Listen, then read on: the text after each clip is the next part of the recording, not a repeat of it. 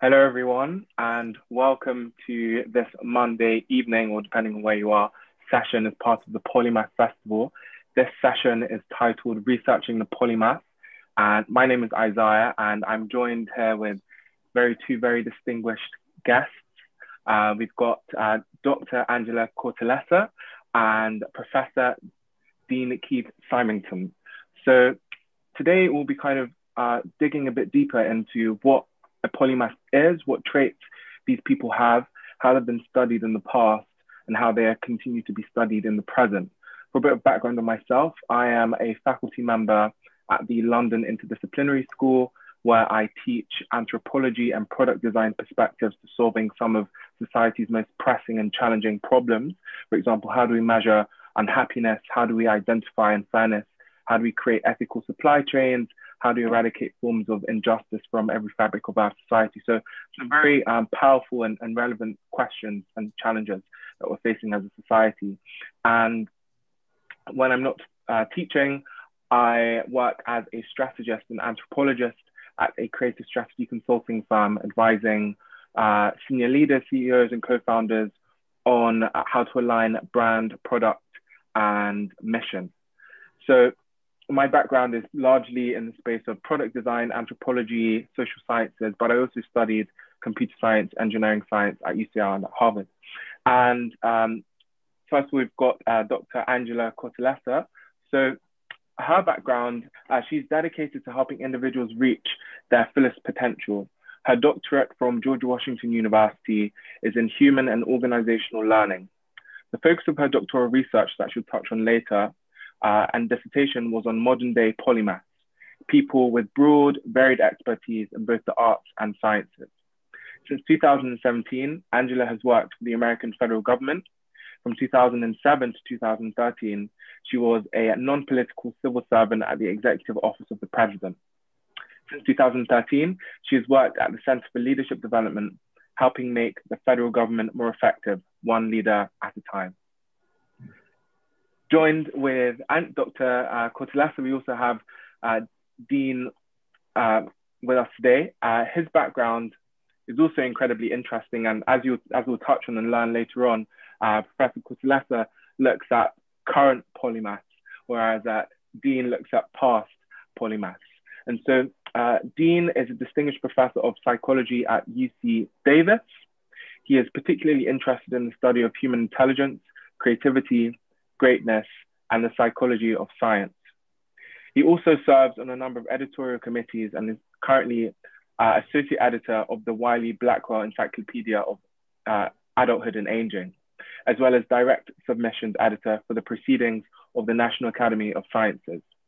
At UC Davis, Professor Symington has served in a number of executive roles, including chair of the faculty for Executive Committee and Representative Assembly, and departmental vice chair, among others.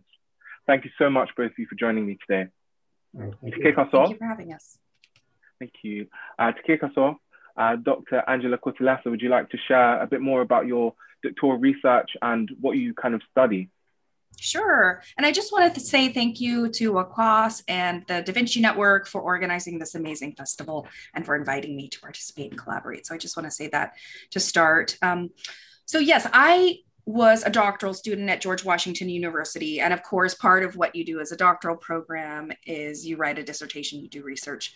And the professors at my university stressed, pick something you actually care about, because otherwise it's going to be very, very painful. And many people never finish because they just pick something to check a box and they don't enjoy it.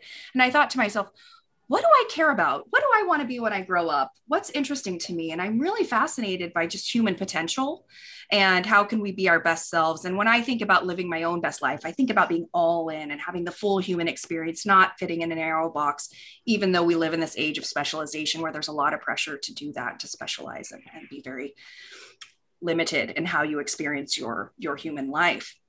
And so when I thought about what I wanted to study, I thought, I want to study Renaissance men and women, because that's when I grow up, I want to be a Renaissance woman. And, so I started looking in the literature, and I was really surprised to find how little had been researched on this particular kind of group. And after thinking about it, I realized academia is really siloed and really hyper specialized. And so anybody doing research in academia on polymathic people is kind of a rebel in and of themselves, because you're not in an, I mean, the tenure and promotion process, you know, they reward hyper specialization, not broadness and interdisciplinarity. So I was really shocked to see how little had been done. But what had been done, you know, Dean Keith Simonton, Robert Root Bernstein, Peter Burke, Kaufman and Beghetto, Barath Shruriman, like there were some real key players in that field in the literature. But I thought to myself, how can I add something that hasn't been done before to add to the scholarly conversation? And what I decided to do was, instead of looking at people from the past, I wanted to study modern day polymaths. And instead of studying like famous, creative, eminent geniuses, I wanted to study highly accomplished, but not famous. I wanted to study real people that you could know. And so I also wanted to find trends and themes among them rather than looking at one at a time. So I did a qualitative phenomenological study on modern day polymaths, and I'm sure we'll be talking about that more, but that's sort of who I am and why I'm here and why I'm passionate about this topic. You know, I really think it's a way to have the full human experience and live a good life, to be, you know, polymathic in your approach to how you live. Amazing. Wow, so many thoughts come to mind, but just before we kick off with those, Dean, would you like to share a bit more about your research interest? Yeah, okay. Since she started with her dissertation, I'll start with my dissertation. It's a similar kind of story, because I wanted to study creativity and leadership. And at the time I started graduate school, if you want to study those subjects, what you did is you studied college students. But that's not what I wanted to study. I mean, no offense, college students can be creative and they can be leaders and all that kind of stuff. But what I had in mind about creativity and leadership is people like Albert Einstein or Napoleon or some, you know, the people at the very, very top. And so I had to figure out a way of putting together a research program that enabled me to study the number one people in their particular areas, you know, the top scientists, top artists, top military figures or whatever. And so I ended up adopting actually kind of a polymathic approach. It was multidisciplinary. I studied cultural anthropology, I studied sociology, I studied economics. These are all fields that sometimes deal with historical data of one kind or another, and look at cross-cultural research. And I put together a set of methods that I even went into biology, you know, evolutionary psychology, all that. I put together a bunch of methods, and I convinced my mentors there that I could do my dissertation on 5,000 of the greatest creators in the history of Western civilization. Wow. You know, I went back to, you know, Socrates and then all the way up to the 20th century. And I actually used econometric methods in my doctoral dissertation. At that time, I wasn't specifically looking at versatility or polymath, but the very next year after I published my dissertation, I looked at I did another study where I focused on 301 eminent geniuses of Western history. And in that case, I had no other choice but to study polymath, because a lot of the most famous people in my sample, like Leonardo da Vinci, for example, or Goethe, are also famous as polymaths. And that made me be interested in whether or not being a polymath contributes to your impact. And although I didn't call it polymathy, I called it versatility. And they're obviously overlapping, but most of my research, I call it versatility. Actually, only recently that I started using the word polymath, because a bunch of you people have made it very popular as a term, you know? And so in any case, all of my research uses dead people. And I use dead people for a very important reason. I want to make sure that we've already finished the test of time part so we can evaluate whether or not they've had a big impact or not. Because one of the things that's kind of unfortunate is that with living people, we sometimes make mistakes in judgment. There is a guy, I'm not going to mention him by name, who got a Nobel Prize in physics instead of Albert Einstein. You wouldn't even recognize his name. He got his Nobel Prize for inventing a gas valve that he put on buoys in harbors. Meanwhile, Albert Einstein is inventing the special theory of relativity. And so they obviously made a mistake. You know, the committee would have, take it back. And of course, now posthumously, we know which of the two made a bigger contribution to physics. So the main point is that I study dead people, but a large percentage of them are in fact polymaths. In fact, it's about 39% can be considered polymathic in some way, either within a discipline, so like they're both playwrights and poets, or across disciplines, like Goethe being a scientist and a writer. Wow. Thank you so much. Incredibly rich information. I think to kick us off, it'd be really great to dig deeper into some of Angela's points about the kind of accessible nature of some of the people that she studied. And in comparison to some of your work, Dean, it seems like Angela's work is really trying to grapple with the people in our society who have reached the high echelons and have perhaps demonstrated their credibility and their work ethic in a range of different ways. But what's quite special about what Angela has mentioned so far is that these people seem much more accessible and perhaps their stories seem more attainable. And so I'm wondering, Angela, if you could touch on this point a bit more about the accessibility of polymath status and what that means in the context of 21st century Earth. Yeah, and I want to say, like many human phenomenon, how polymathic someone is exists on a spectrum. And in my view, it's not only for the most accomplished and elite because it exists on a spectrum. And for me, it's really important because I value polymathy as an important way of living and thinking and approaching life to, at the personal level, enrich your own experience, but also at the group level to be able to contribute in strategic ways. It was important for me to study real people. And I so value Dean's, like I have so much respect for what Dean has done over the course of his career. And so I'm not meaning to diminish the value of studying people from history, because that is so important.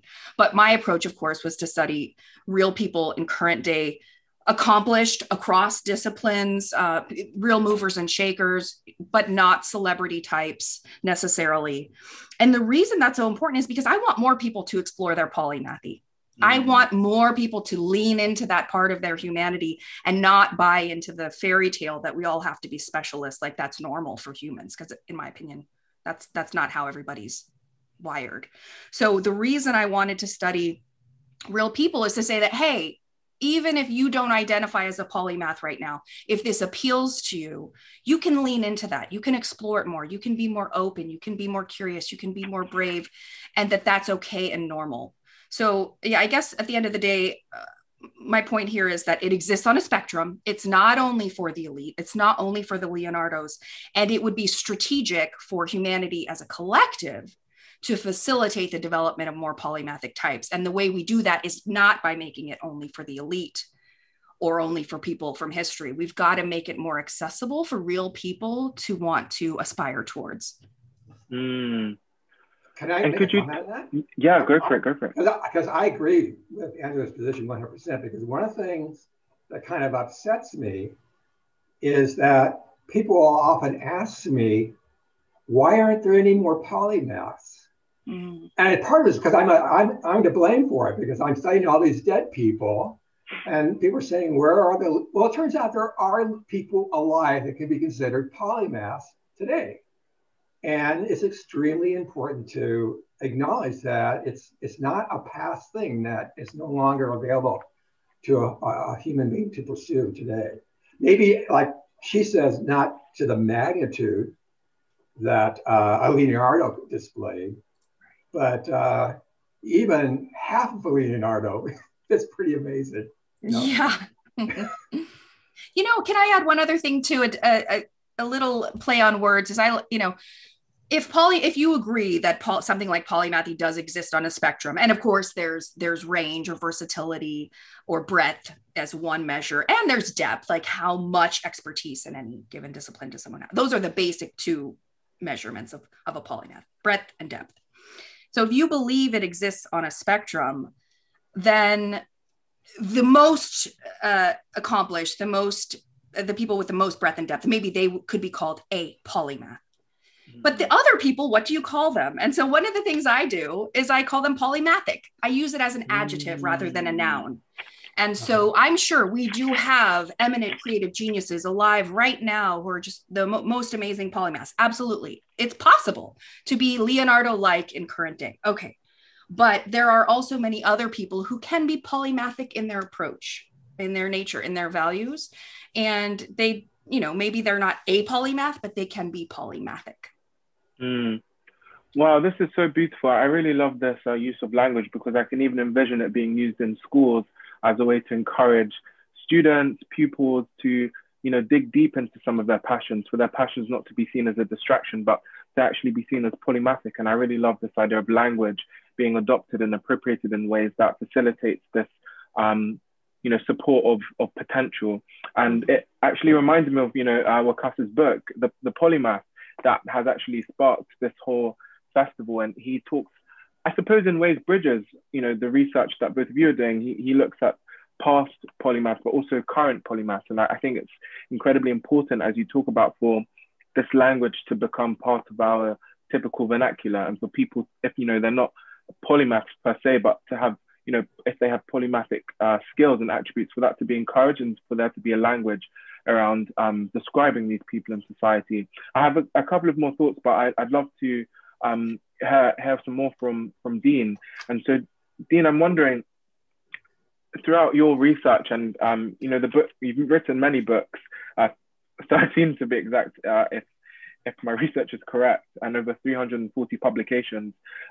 Two of your many publications stood out to me. 350? Did you say 350?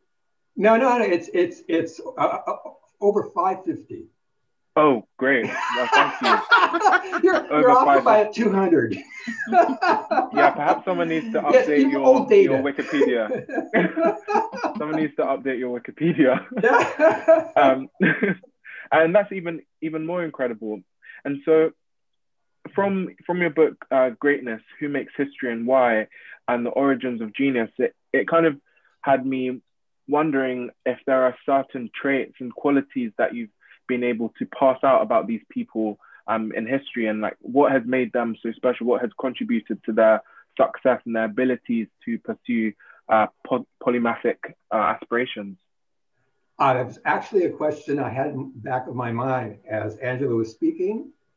The research that I and others have done, and it's not just the historical figure research, but also on contemporary creators, has indicated that one of the most important personality variables to predict not just creativity, but also leadership at very high levels is openness to experience. There's a personality measure of what I call 5 factors, the big 5.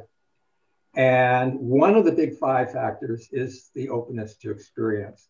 And this is a very interesting questionnaire to take, the inventory, because they ask you very interesting questions like, do you like to try new foods? Do you like to listen to new music? How willing are you to explore new things? And this is something that predicts creativity in almost every area, particularly in the arts, but also in the sciences. It also predicts leadership, being able to explore different possibilities, to be open to different values. And when you think about it, that is kind of the first step to polymathy. Interests, then if you develop them, it's like what she said, it's a matter of degree. And you start off with an interest, and some interests just stay interests, but other interests you develop into competencies. you actually acquire expertise. And of course, if you're going to contribute to a field of any kind, you have to have expertise in that field. And so there's no escaping, if you want to become a theoretical physicist, doing your problem sets. You know, you just got to do your problem sets. But without an interest, you're not going to be able to develop the competency. You're not going to stick it out. This is one thing that's interesting, that one of the major predictors of who goes into the sciences is not how well they do on, various tests. It's how interested they are in science. If they're really interested in a particular discipline, maybe they don't have a high level competence in the mathematics they need, but they're so interested, they'll learn it. They'll do twice as many problem sets in order to establish the competency they need. So if I had to pinpoint the one thing, it is this openness to experience. But at the same time, as I already said, there's no escaping acquiring expertise in a given domain. Some people think, well, you just kind of apply pure creativity to your field. You walk in and says, I'm going to revolutionize physics or something like that. And there's some people who think they can do that. One of the disadvantages of the field I'm in is I have people who think that I can certify whether or not they're a genius. So they'll contact me and they'll say, I just revolutionized physics. And in fact, I've just shown that Albert Einstein is wrong, but I still don't have a Nobel Prize. So can you please certify me? And then they'll show me a document, a PDF file that they posted on their website that uses high school level mathematics to disprove Einstein. Well, I have to say, you need to do more work. You're not there yet. Wow, that's really, really interesting. And so this idea of being open to new experiences is, from what you're saying, one of the driving factors behind what leads to polymathic status. Joining some of the two things that you've shared so far, there's this idea of, this tension of being forced to specialize in a particular area in society, but then there's also this tension of building expertise. So can both of you speak to this? Because in some ways it can seem a bit contradictory. Angela, you want to go first? Yeah, so I just want to say, openness to experience absolutely is important if you want to understand polymaths. I mean, and it is measurable, it is well studied, and there's plenty of literature on openness to experience as a phenomenon in human beings. One of the things I wrote near the end of my dissertation, somewhere in there, I opined that openness to experience is almost like an openness to life itself. And that is one of the reasons why polymathy is so important to me, again, because it goes back to the elephant in the room. What are we doing here? We're all living life. And how can we do it well? So openness to experience is a kind of way of being open to life itself, of saying, yes, let me explore the fullness of all there is to experience here on Earth. Now, your question about expertise versus breadth, was that right, Isaiah? Yeah. So the reason I like the word polymath or being polymathic is because it gets at expertise. Exactly.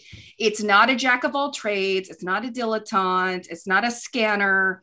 It's not a multi-potentialite. It's not all the other words that sort of exist in the lexicon, especially in popular culture, because those other terms don't get at expertise. And because I aspire to be a polymathic kind of gal myself, I care about having excellence and being good at things, not just dabbling and never attaining any amount of depth.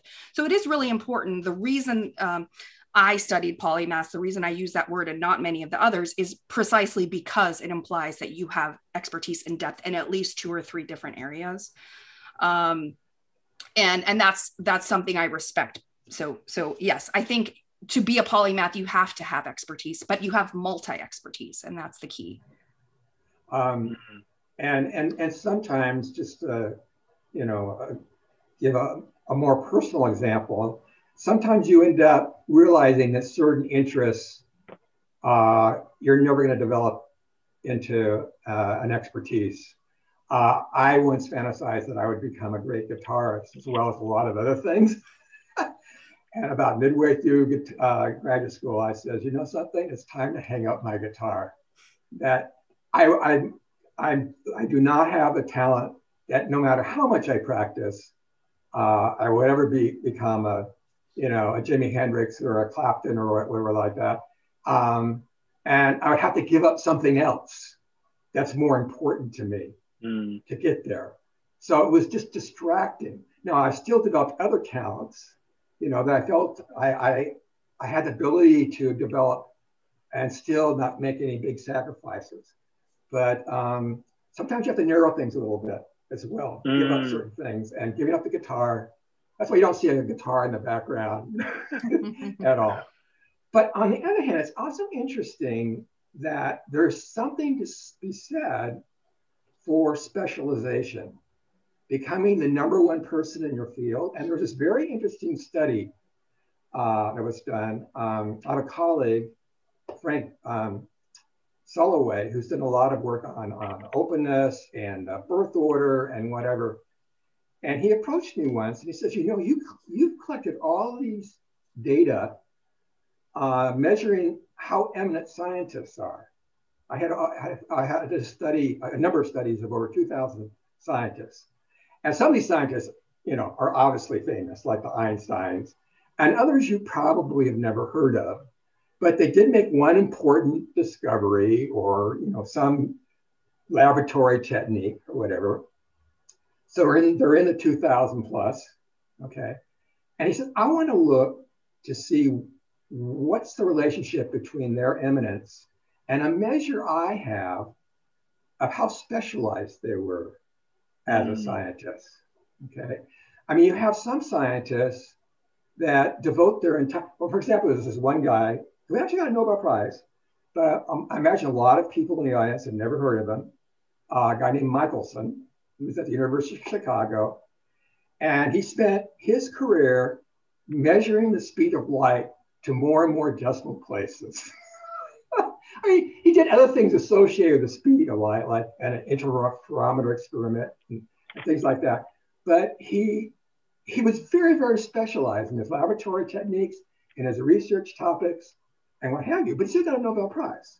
Okay, and then you have other people like Albert Einstein, who he had an annus mirabilis, a miracle year, where in one single year he made major contributions to 4 different areas of theoretical physics, areas that are unrelated to each other, like the photoelectric effect, for example, special theory of relativity, Brownian motion, and the size of the atom. Okay, that's pretty good for 1 year. Okay, or in even more obvious cases, someone like Isaac Newton, who's contributing to mathematics as well as to optics, as well as celestial mechanics. So I said, okay, I'll give you my data and you tell me what you get. And this is the interesting thing. The most famous people were the ones who were the polymaths, who made contributions in a lot of different areas. But there was one little group at the other end. It was called a J curve in statistics, and that's J curve. There's one little blip over here with a little slightly upturned, and those are the Michelsons and the Joules and other people that spent their whole life being the #1 person in that particular topic. And so if you wanted to know about the speed of light, you went to Michelson. So there is some benefit, but most of us would rather be an Isaac Newton than a Michelson. So, or Michelson, I'm sorry, mispronounce his name. I should be sensitive to that because I'm a Simonton. Can I just piggyback on what Dean said? I clearly am very biased at that being polymathic is a great way to be, and that we need to foster the development of more polymaths for the sake of individual and the benefit of humanity. But the fact is we need specialists too. We need experts. We need both. The trouble is we have been living in a time that says everybody should be a specialist, everybody. And organizations literally discriminate against non-specialists for the most part. Almost all of them do. So that's really the problem, is that the dominant ideology is so biased and slanted towards only specialization. But the fact is, we need both. We need both specialists, and we need polymathic generalists. We need people with very, very deep depth, and we need people who have depth and breadth together. And I imagine what could our world be like if we figured this out, if we figured out the puzzle of how to harness both in collaboration together. And I really think it could be wonderful for humanity. The other thing is, one of the people I interviewed, he said that he was very polymathic, but he really loved learning from specialists. He called it like being a parasite. Like the polymath can be like a parasite of different specialists to learn. And so absolutely, we need specialists. We need to appreciate specialists, but we just need to appreciate polymathic people too, Wow. Yeah. Just one more thing on the same theme. One thing that's interesting is sometimes you have polymaths who are actually specialists in a funny way. And I want to give you, this is one of the few polymaths I actually have met personally. He wasn't dead when I met him. He's deceased now, but and this is Herbert Simon. Herbert Simon got awards for contributions to amazing things in public administration, in political science, in computer science, in cognitive psychology. He got a Nobel Prize in economics. He got the top awards you can possibly get in about 5 different disciplines. And I once was talking to some of his graduate students, because he was famous for saying that in order to make a world-class contribution to any domain, you have to basically spend 10 years, called a 10-year rule, or sometimes the 10,000-hour rule, studying that domain, specializing in that domain before you can make a contribution. So I said, if that's the case, then how did Herbert Simon acquire enough expertise to make contributions to 5 different disciplines? It would take him 50 years to do that. And then he wouldn't have time left over to make the contributions. And what they told me, and there's some truth to this, he had one really good idea.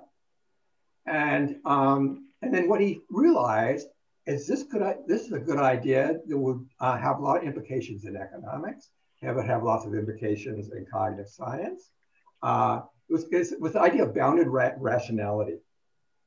And so what he did is he spent a large part of his career disseminating, developing that one idea. So in one respect, he was very specialized, but on the other hand, he had to know enough to be able to disseminate it. He just couldn't walk into a conference of economists and say, give me a Nobel Prize because my idea of bounded rationality is going to revolutionize your field. You got to show them why it was relevant and why it was important. So that's one area where it kind of, they go together, but that's obviously exceptional. Wow, we're getting some questions through from the audience.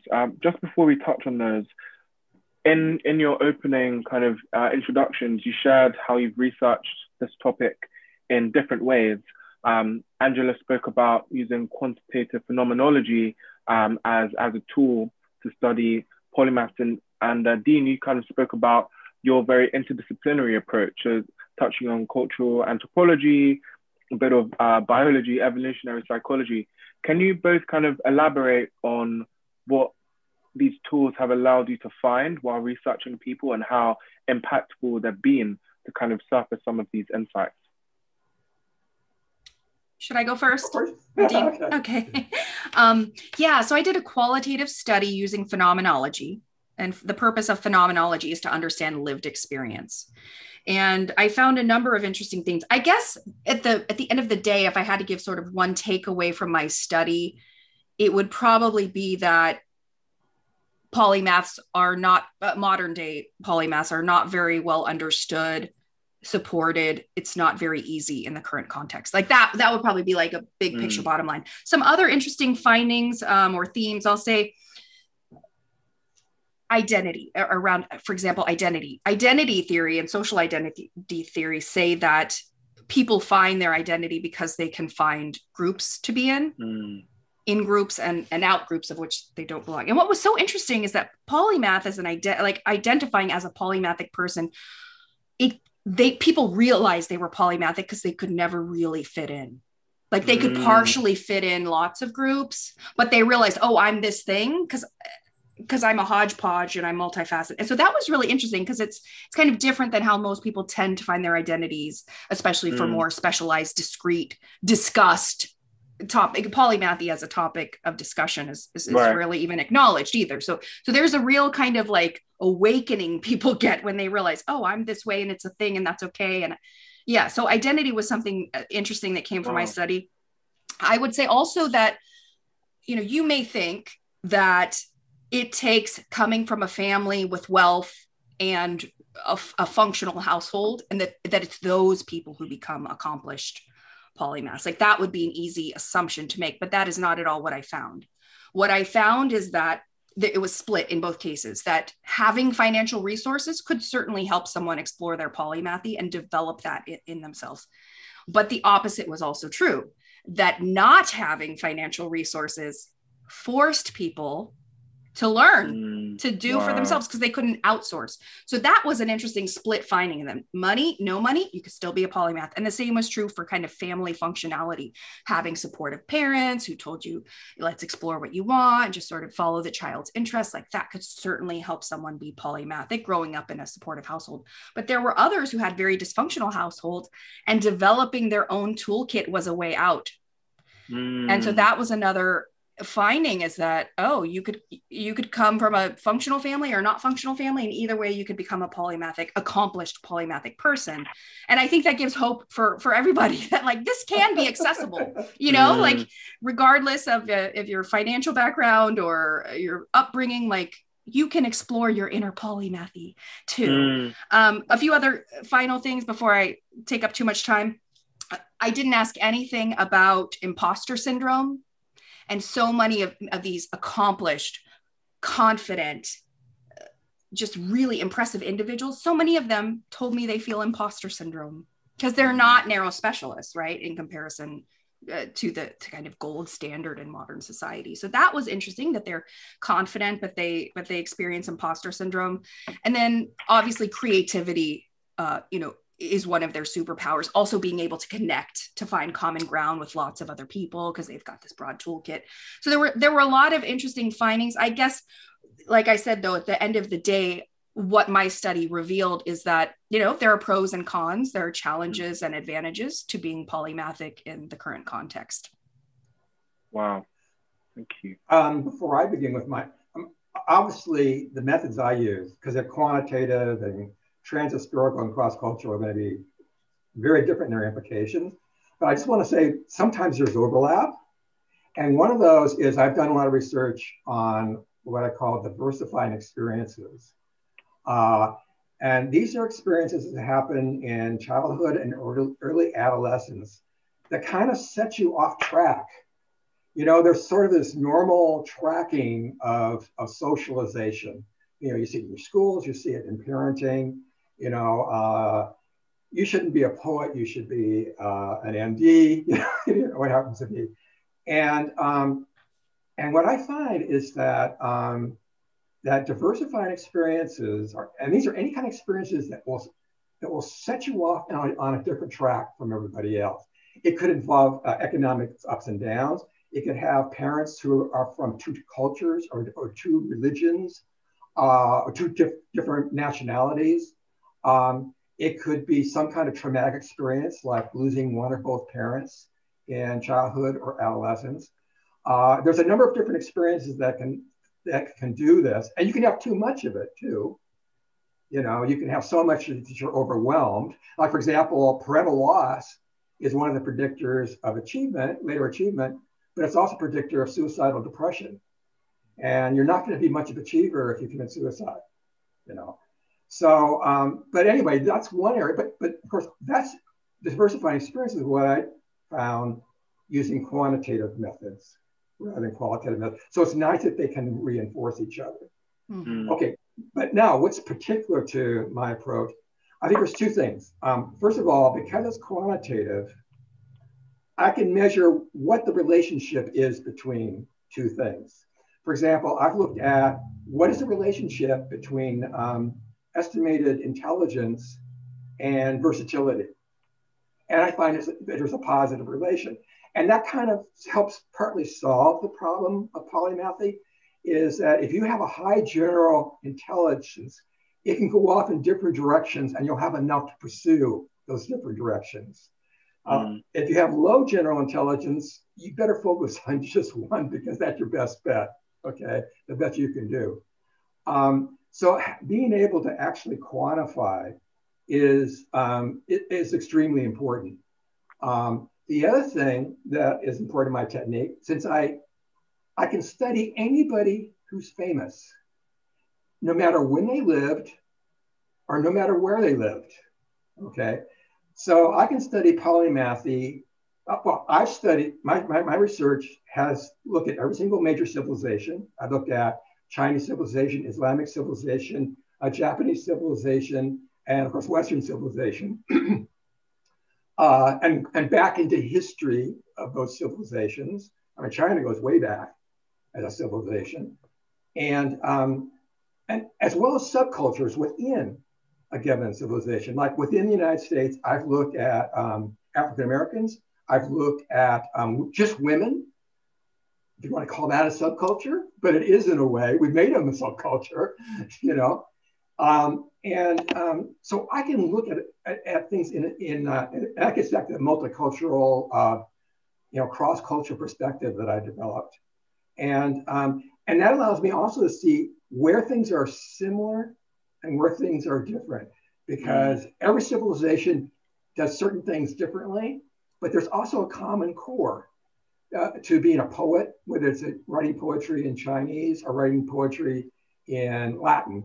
There's going to be a common core of what it's take to be a poet. Like one of the bad things is you tend to die young. That's why your parents don't want you to become a poet. So hopefully Amanda Gorman will change that narrative. Well, yeah, right. So anyway, I think those are two main things. Being able to quantify the magnitude of relationship and also be able to adopt a cross-cultural and trans-historical perspective.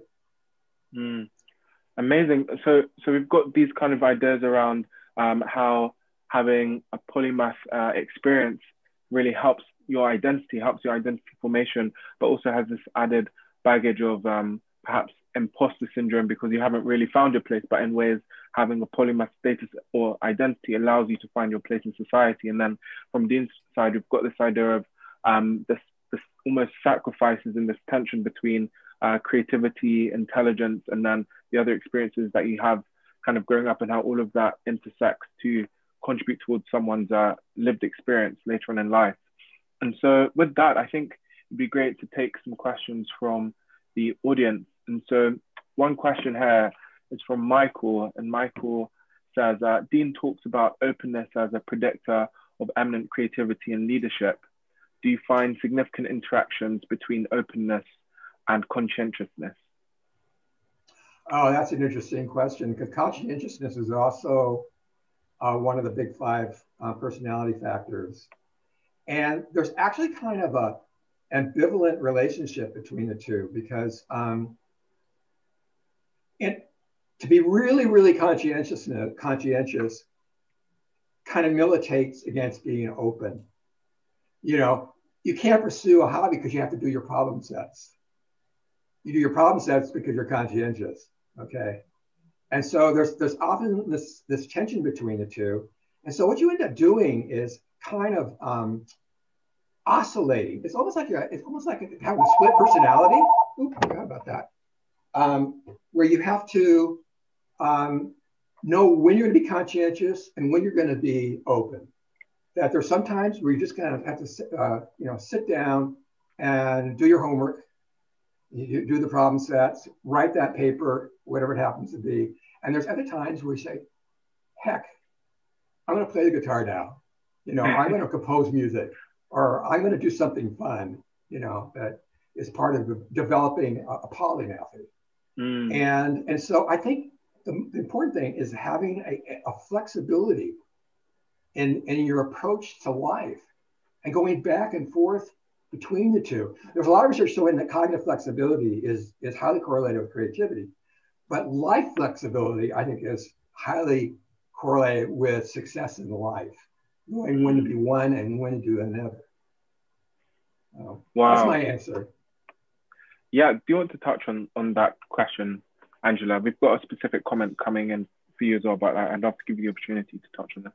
Oh, I'll just say that I love what Dean Keith said about the cognitive flexibility and the flexibility in life. And I think I would guess, obviously I haven't studied this particular element, but if someone approaches life in a polymathic way, that is flexible in nature. That is not being so fixed and rigid and like a one-trick pony, right? Like there is some flexibility. So I would imagine that I wonder, I think this would be an interesting study. Like do polymathic types or stronger polymathic types tend to flex and adjust to change and difficulty better than people who are more fixed and rigid in their work? Like, is there an overlap between how you live your professional life and just how you approach life more generally? And does versatility and flexibility at work make you more flexible in life? But regarding conscientiousness and openness to experience, I think Dean made some good comments, and I don't have anything else to add. I just say something. What I said earlier about diversifying experiences that I think is relevant here, because if you've gone through a lot of unusual experiences during the course of your life, and they don't have to be traumatic. I don't want to say you have to have your parents die or anything like that. Like multicultural experiences are an example. Living abroad is an example. Okay, you automatically develop a certain amount of cognitive flexibility, in your life. You can't do things the same way all the time. All of a sudden, just going to the grocery store is going to be a new experience, And so that's that's kind of a background characteristic that can facilitate this flexibility in life. Thank you. And we've got just, I suppose, going back to what Angela mentioned, we've got a comment from Corinne. Corinne says, I identify my students who understand and practice polymathy, but not quite reaching the level of an individual polymath as having polymathic sensibilities. I've known only 2 genuine individual polymaths in my 20 years of teaching. I believe strongly in promoting polymathic communities. And I suppose tying into that, someone's also asked me, so this from Kane, if I personally identify as a polymath or polymathic. And so I think perhaps, Angela, you could go with the first part, because that was, touching on a lot of what you mentioned about this polymathic vernacular, and then I can maybe, jump on that question. Yeah, no, I think it's important to distinguish that, there are the eminent creative geniuses, the world-changing Leonardo da Vinci type polymaths, and then there are everyday polymaths. There may be people who are strongly polymathic and in how they approach life, and they work at a hair salon and are, an expert gardener and knows how to paint and can write music, and you will never hear of her necessarily because she's an everyday polymathic type person who's not changing the world. But still, like, I would encourage someone like that to explore the fullness of their personhood in ways that bring them joy and fulfillment. And being a narrow specialist, while that may be fulfilling for some, it's definitely not fulfilling for all. And the narrative around this is just, we need to have more discussions and more awareness of how important polymathy is. And I will say one other thing I want to mention too. One of the things I heard from the people I interviewed as part of my doctoral research is that it feels kind of lonely to be polymathic in the current context, because we don't talk about it. Most people don't know the word. And there's really no community for the most part. I mean, there are a few little pockets, organizations that are more cutting edge and are promoting this. But one of the reasons I created a Facebook group and a YouTube channel called Polymath's Place, and why I'm kind of standing up, an organization called Polymath's Place right now, kind of in startup mode, is because I literally wanted to create a place for modern day polymaths to not feel so alone and to be able to explore that part of their identity. So, I think it's really important to have an academic grounding to understand these types of people from history and from current day. But how can we make it real? How can we take what we know from academia and from the research and leverage that knowledge to impact human potential more collectively? And so I think that's, one of the things I hope that we will see more of moving forward is more collaboration between the people in this field, so that we can really tap into the fullness of our human potential collectively in more strategic ways. And I think creating communities and avenues for polymaths to really contribute in the fullest possible ways is an important strategic move for humanity to come together and do somehow. Wow. I really love that, because even hearing you talk about, polymathic as an adjective is quite liberating for me, because I remember when I, in the past, was described as a budding polymath or whatever, I felt somewhat ingenuine, because I felt like I was just at the very, early stages of my journey. And thankfully, my mum and other family members and mentors helped hone in on some passions that I had, whether that was through basketball or through kind of pursuing different interests. And in ways, I feel like I'm very grateful to have reached, some level in some of those interests. But it's quite difficult for me to own the term polymath, because I feel like I'm just at the very beginning, and I'm learning from both of you and from people like Wakas what it means to be a polymath, and how kind of versatile and diverse that term can be, and how it's almost evolving as we see new ways in which people express their identities. I think with my degree, studying anthropology, that was the best degree I could have ever studied, because it allowed me to pursue my curiosities. And to Dean's point about being open to new experiences, that's literally been my my life. That's what's motivated me, being so open and perhaps pursuing things that others would have not even considered. And so in ways, I feel like I'm on a path, and I just hope that I continue to hone in on this polymathic nature perhaps that I have, and I'm really excited to see what it will take me. And just on the loneliness point, it does feel very lonely. It does feel like, there is this pressure to specialize. And even a couple of, when I was still at university, people would ask me, so what do you want to do, once you graduate? And people say, oh, what are you going to do with anthropology? And I didn't really have a specific answer. I could say that, I'll go into banking, and I tried that out. Or I could say I'll go into corporate law, or I could go into product design. And to be fair, I had answers for those. I prepared answers and made sure that I gained the necessary experience or early expertise so that I could pursue that career. But never felt like that would be enough for me. I felt like I'd be doing a disservice to my other interests. And so I've some ways intended to start a career that's broad in nature, that I can keep all of these interests alive and continue to, remain open to whatever curiosities I have. Yeah. So, yeah. To answer your question, Kane, I would say I am, jumping off of Angela, and I have a polymathic nature. And Isaiah, can I just ask you a question too? Because I have an opinion on this, but I'm curious what you think. So now that you are like, yes, Isaiah, am polymathic. I strive to live my life in a polymathic way, and you're using it as an adjective. Do you think like having that identity now and having that label, does it sort of give you permission? Like, does it give you something to, like, you can label it and you can understand that about yourself? Like, what does it do for you when you are able to have that sort of self-awareness and lexicon around your own identity? Does it help you lean into it more? Or, I'm curious what comes up for you. Yeah, that's a great question, and one that I'm thinking a lot about. I think it's very affirming, and it's very encouraging, and in ways it allows me to dream more. It allows me to not feel boxed in. And I think one challenge I've always faced throughout secondary school, whether I had to decide to pursue basketball or academics, or even at university, when I had to decide whether I wanted to pursue, like, would I commit to investment banking or would I commit to product design? And that was always a challenge, because my managers could perhaps see potential in me, but they couldn't see this hunger just to pursue that one thing. I was like, yes, I'll do this plus all of these other things. And so it's very affirming and encouraging to me, and makes me feel that I'm on the right track, and that it's okay and valid to have these interests. It doesn't mean that there's that I'm trying to be a jack of all trades, master of none. It doesn't mean that, I am not able to focus. It instead means that I'm able to, as Dean mentioned, prioritize hopefully effectively, and know where to dedicate my energy and attention in a specific moment.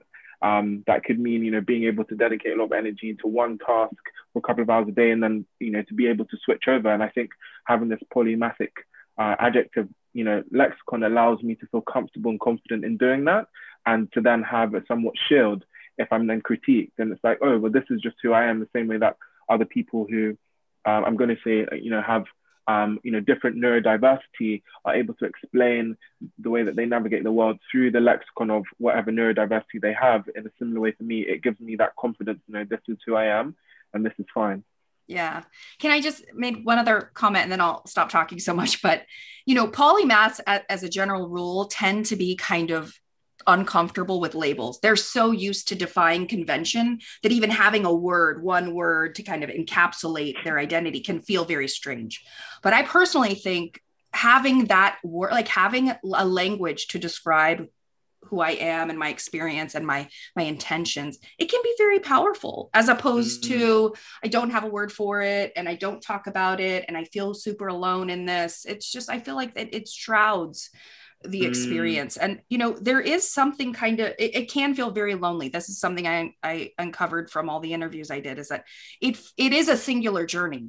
It's kind of ironic because you're so unique in your polymathic life journey, and you're unique just like everyone else. Like we're all, it's kind of a paradox. You're unique, but so is everyone else.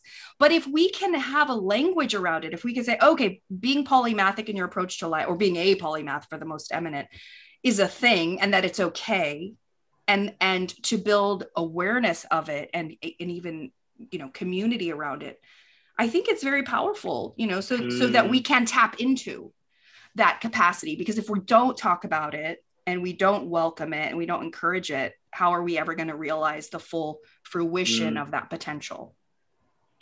Wow. And this idea of communities is, again, really important and powerful for me. There's one community that I've joined called the Interact Fellowship, and it's this group of 18 to 23-year-olds who are artists, quantum physicists, designers, engineers, mathematicians, teachers, and we gather, well, pre-COVID, the idea is that you gather in North California in the Redwoods for a couple of days and have a space, have a community where you can kind of dig deeper into what it means to be kind of mission driven and to use and hone in on your talents to contribute towards something. We have a question from Alex, and after I kind of ask the question, I'd love to hear your thoughts on this idea of mission-driven narratives, if that at all came up in your research. But yeah, that's just a little teaser. We've got the question from Alex, which is to Dean, and the question is, can a trait like openness be taught or nurtured, and if so, how? Good question. Most personality traits, including openness, have a large genetic component, okay? Roughly speaking, about 50% of the variation in the population in openness is due to your parents. You gotta blame it on them. But the other 50% is due to the environment, okay? And this also can involve your parents, but in a different way. Your parents allowing you to try out new hobbies, getting you the lessons you need to learn how to play the violin, deciding that it's okay for you to go to ballet class or whatever it happens to be. But you can develop your openness to experience. This is kind of ironic, by being open to experience. When someone gives you an opportunity, hey, I just learned how to cook this really great exotic meal. It involves tree maggots and actually that's pretty extreme because I consider myself pretty open, but I do have lines on certain things. And tree maggots, but by the way, that is a cuisine, tree maggots. I didn't make that up. Okay. But being open to invitations, and that's where you get back to things like multicultural experiences, speaking multiple languages, or at least being bilingual, travel abroad. It's very interesting, like traveling abroad, and particularly living abroad for a while, they have shown increases openness to experience. But there's often a tendency with traits that are partly genetic for you to kind of fall back on the genes, okay? So there's this one interesting experiment where what they did is they found, and I already said openness is associated with creativity. What they found is that if they reminded people of their living abroad, they asked them to remember it and recall it, that increased their creativity, just recalling that, because that was opening them up to experiences that now that they're back home, kind of, become more and more narrow, more and more. Our life is, we talked about occupations being specialized, but our lives become specialized. We get into ruts. We live in the same home, same neighborhood, same friends, et cetera, same colleagues. And so we have to, I think, to make a special effort not to fall back on sort of the default level of openness by, having lots of hobbies and going on trips and all sorts of things like that. So yeah, you can manipulate it, but part of it is genetic. Thank you. And we also have a question from Macy. So Macy says, like Angela said previously, the term polymath is associated with elite academics such as Da Vinci, yet studying liberal arts, at least in the UK, comes with more negative connotations of jack of all trades, master of none. So the question is, how do you propose the polymathic spectrum be better conveyed in both academia and in society at large? And that touches on the question I was going to ask as well about kind of how do we apply the polymath nature to the real world? Yeah.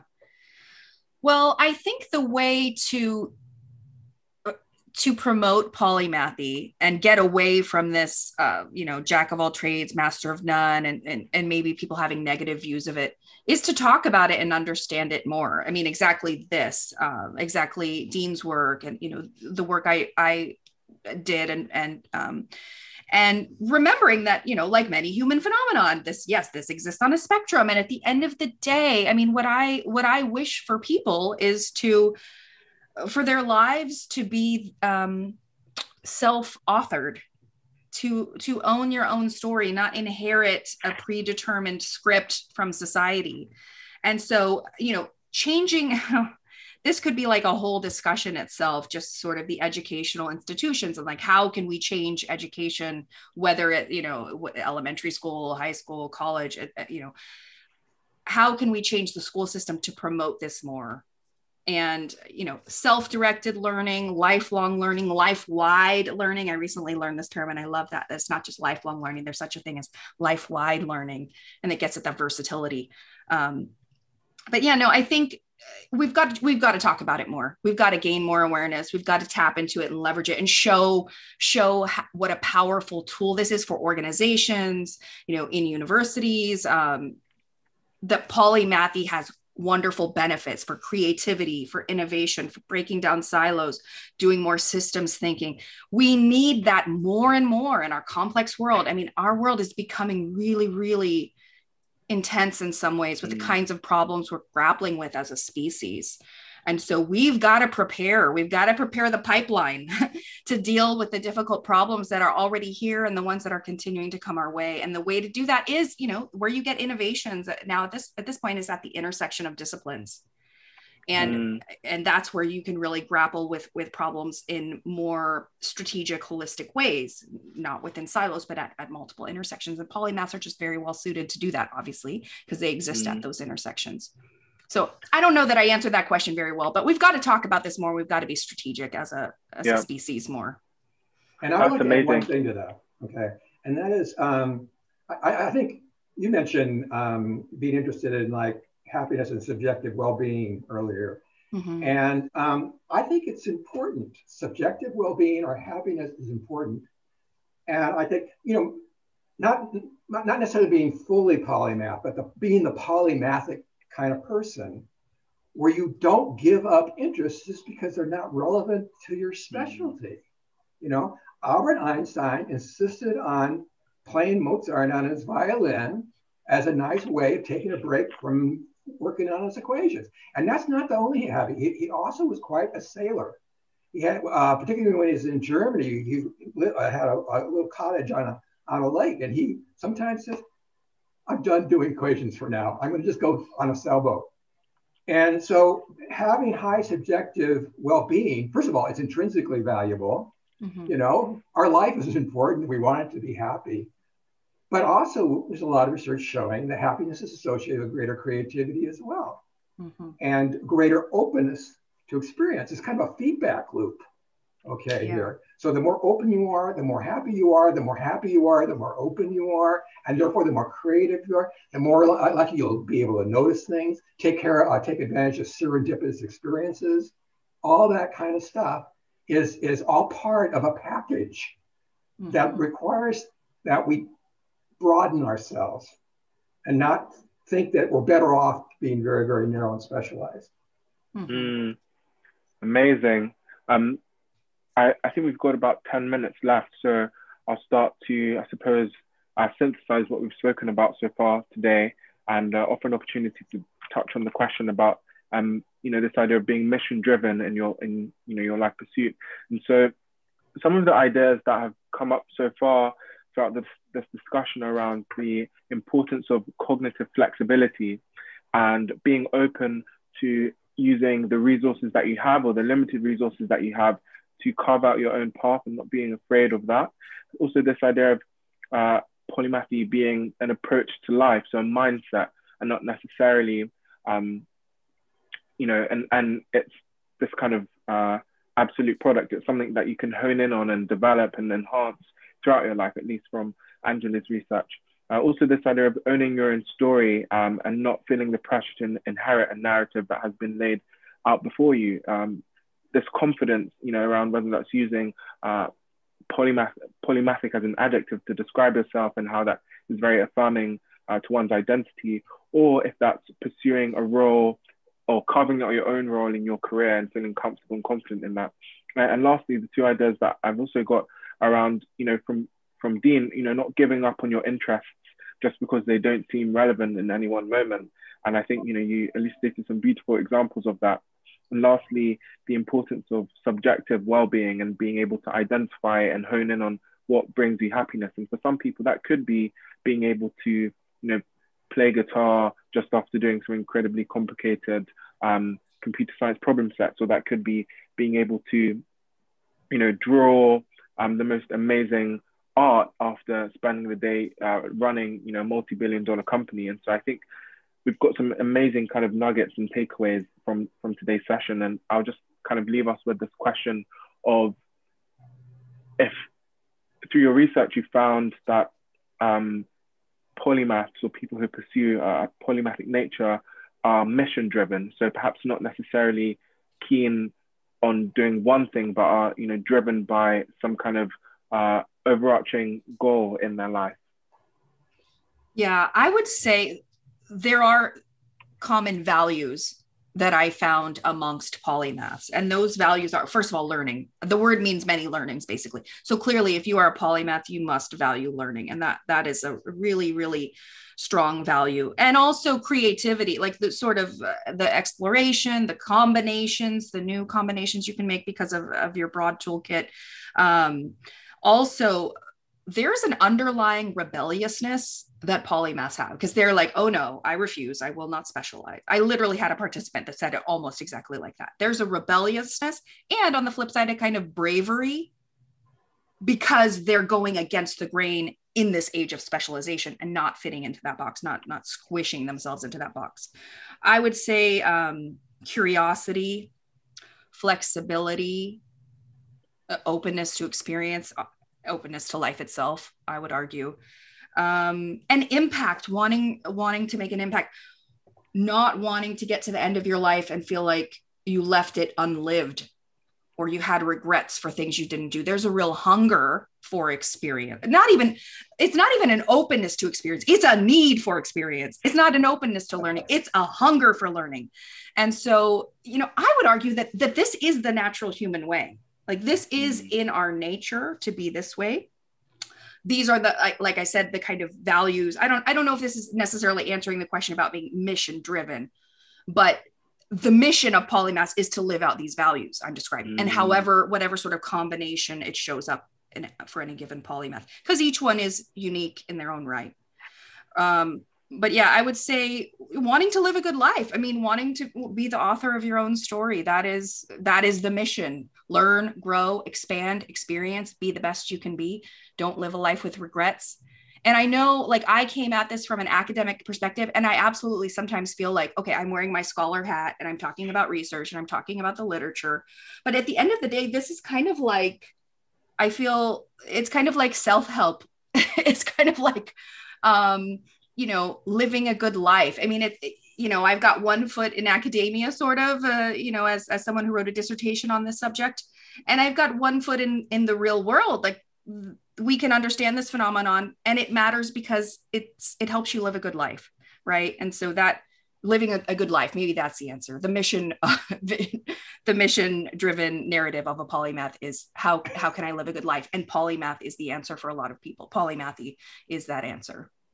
Beautiful. Thank you. I don't have much to add to that. I mean, that's a great speech right there. But I just want to add one minor thing, and that is that to me, one of the greatest things that can happen when you're developing yourself from, as a young person and then developing a career and all that, and developing polymathy is when you realize that you have she mentioned curiosity. When that curiosity turns into a creativity, when you reach a point where you realize we can go further than this. You've learned what we know about this, or in the arts, and there's ways of expressing this idea, but just the awareness that you can go beyond what already exists. Now that's where the expertise fits in, because you have to know what exists, right? So you don't want to reinvent the wheel. That's very embarrassing when you do that. But having a curiosity reach the point where you realize you yourself can go beyond where we've gone so far and make a contribution to your field or fields, in a plural. Oh, I have one more thing to say that's kind of interesting to me. We tend to think of polymathy as somewhat of a modern thing, but one of the things that's interesting is if you look at the cross-cultural research, you find that in cultures that are relatively small, like the early hunter-gathering cultures, for example, throughout the world, what you find in early hunter-gatherers, everybody's a polymath. There was some sexual differentiation. The men may make certain tools and the women may make, certain rugs or whatever it happens to be. But almost everybody can do almost everything in the culture and do it well. It's not a jack of all trades kinds of things. They're making good arrowheads and they're making really great pots and all that kind of thing. And so in a way, it's kind of sad, because if you look at how cultures develop over time, particularly as they get larger, they become urbanized. What happens is people become more and more specialized. So you have this person is a specialist in sculpture, and this person is a specialist in painting, and this person is the guy who digs the wells and that kind of thing. And so in a way, polymathy is something, well, I think Angela said this, it's something that's part of our nature that we've lost as part of being civilized. So we have to get it back somehow. Yeah, absolutely. Amazing. Well, thank you both so much for your time. And this has been such a rich conversation. And I'm sure there'll be many other follow-up points later on. So with that, thank you. Thank you to everyone who tuned in. Thank you for your questions. And enjoy the rest of the festival. Okay. Well, thank you. Thanks, Andy. Have a good day. Bye. Bye.